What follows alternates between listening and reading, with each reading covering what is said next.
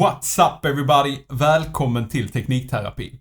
Jag tänker att jag fortsätter trenden på kanalen och plockar in ytterligare en mus, en gamingmus, och inte vilken gamingmus som helst, utan detta är den nyss utannonserade Razer DeathAdder V2X Hyperspeed. Kanske världens längsta namn på en mus också. Denna utannonserades den 26 oktober och är som sagt helt färsk på marknaden.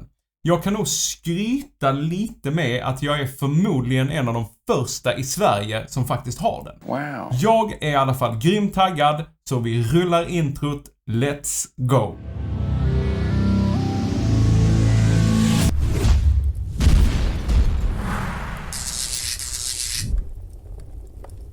Razercon är förbi och Razer visade faktiskt upp en hel del nya produkter som är sjukt intressanta, och jag kommer att recensera några av dem i kommande videor. Men startskottet blir den här DeathAdder V2X Hyperspeed. Just DeathAdder-serien är Razers bäst säljande mus. Dels för att det är en riktigt bra mus, men också för att prisbilden alltid har varit väldigt låg. Vi tar en titt på kartongen för att se vad för specs vi kan få reda på. Och det som vi möts av här är då Razer Hyperspeed. Och detta är ju då den här kommunikationstekniken som Razer har utvecklat, eller som de använder sig av. Du kan, när du har Hyperspeed-produkter, kan du även ansluta andra Hyperspeed-produkter till en och samma dongel, så det är väldigt trevligt. Den här musen har också blåtandsmöjlighet, så väldigt trevlig connectivity. Så antingen kan du använda en dongel, eller så kan du då använda blåtand.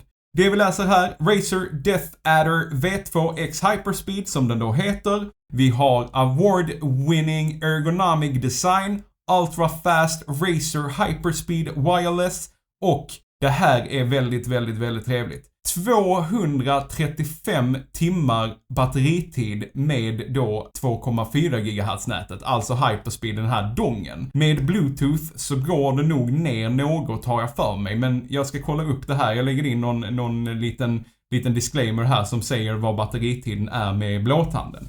Vänder vi på den så ser vi lite kommentarer från några professional gamers, och jag tror ju inte att Razer hade lagt in dåliga kommentarer. Det är 3 stycken professional gamers som säger att detta är en väldigt bra mus.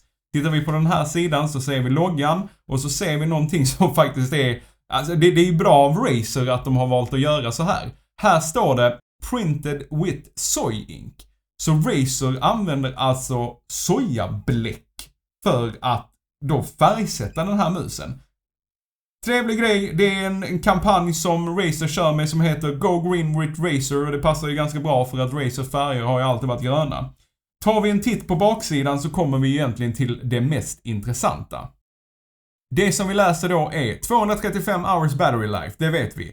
Den här fungerar då med, eller fungerar faktiskt bara med AA eller AAA-batterier. Så du får ingen sladd till den här, utan det är bara batterier som gäller. Och det är inte möjligt att ladda upp dem via någon kontakt eller via någon dockningsstation. Det är den lilla negativa aspekten om man tittar på till exempel Razer Viper som jag har kört som main mouse. Den har ju en dockningsstation och ett inbyggt batteri. Men det har sina fördelar också med att inte ha ett inbyggt batteri, utan köra med batterier du bara kan byta ut. Och jag menar, batteritiden är ju sjukt lång, så det ska nog inte vara några större problem. Vi har 7 stycken programmerbara knappar. Razer 5G Advanced 14K DPI Optical Sensor. So many flashy words. Kort och gott, det är 14 000 dpi på denna. Sen ser vi Razer Mechanical Mouse Switches Gen 2. Så den kör med Razers egna mekaniska mouse switches när du då trycker på knapparna. Ultra Fast Razer Hyperspeed Wireless Award-winning ergonomic design som vi läste tidigare. Du har 2 års garanti, och den funkar också då med Razer Synapse, alltså Razers egna programvara. Ja, det var väl egentligen det hela på själva kartongen. Jag ska inte tjata mer om eventuella funktioner som står på en kartong och liknande, utan vi tar oss vidare till unboxingen omgående.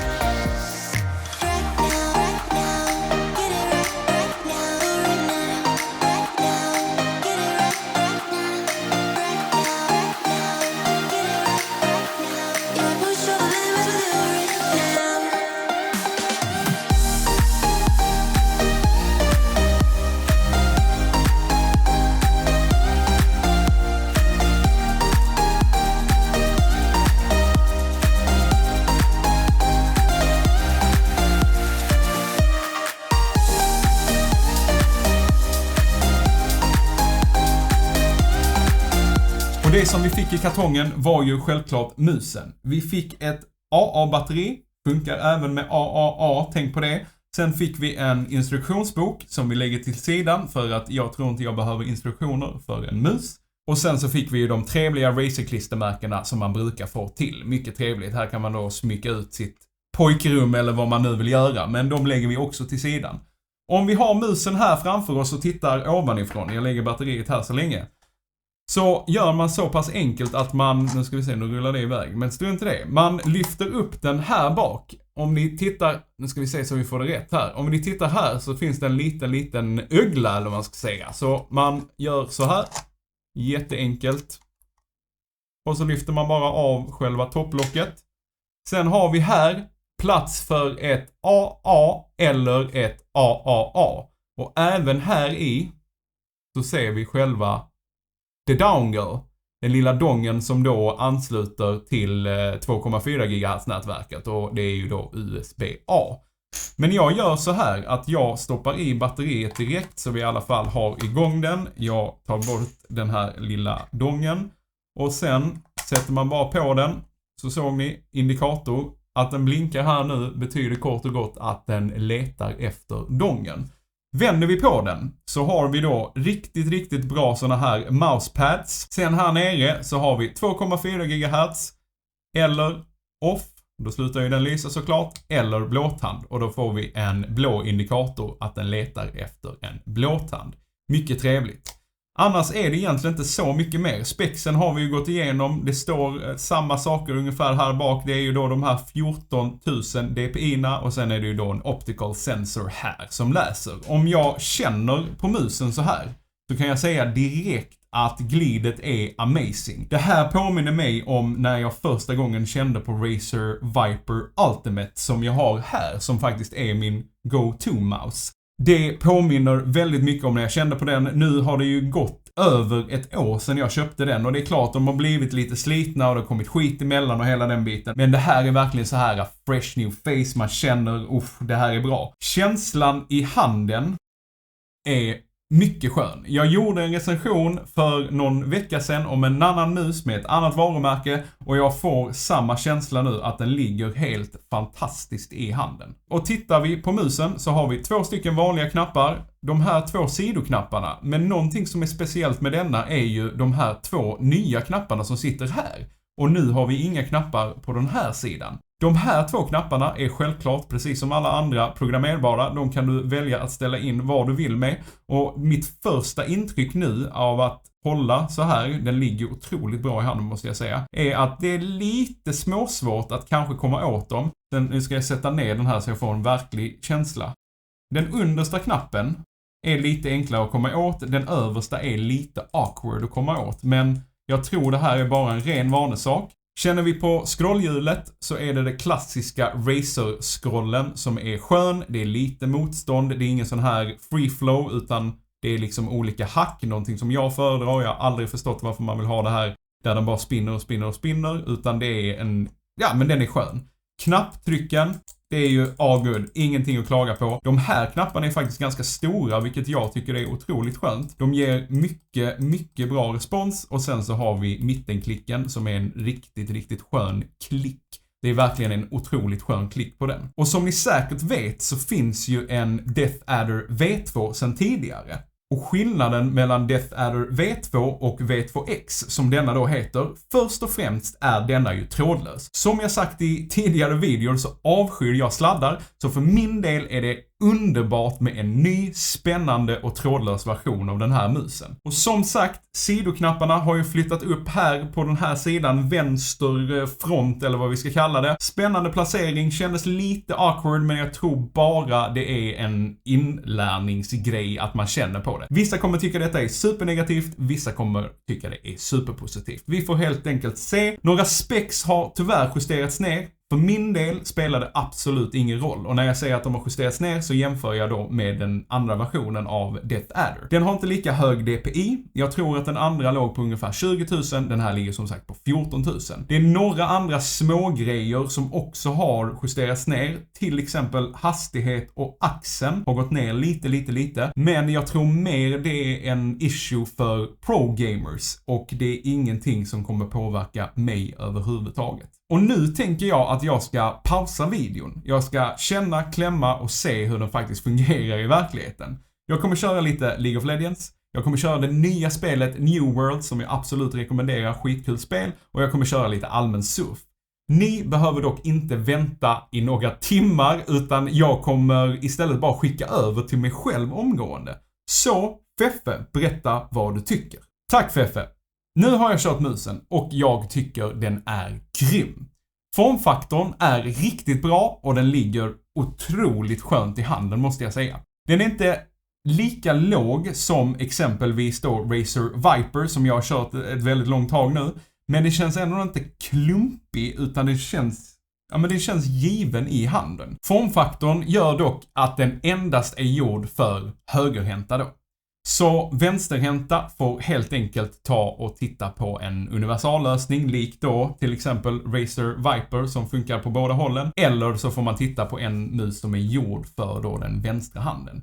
Jag skulle säga att den här musen passar normala och stora händer. Har du små händer så kan denna bli en smula bulkig och du kan få lite problem med att nå vissa knappar. Jag märkte efter att ha kopplat in den och öppnat Razers programvara Synapse att musen saknar ju helt och hållet RGB-belysning. Någonting som Razer är otroligt kända för. Det är en smula tråkigt men jag kan ändå förstå beslutet med tanke på den sjuka batteritiden på bara ett AA eller ett AAA-batteri. Skulle jag välja så väljer jag hellre lång batteritid mer än någon så här flashy belysning.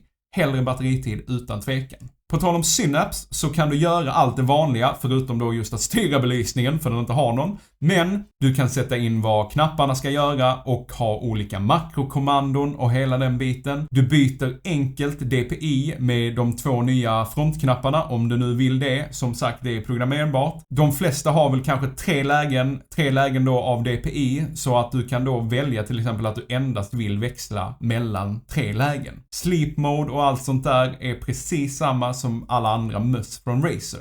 Jag kommer inte gå in så djupt i programmet utan det finns andra här på YouTube som faktiskt kan förklara det där lite bättre än vad jag kan.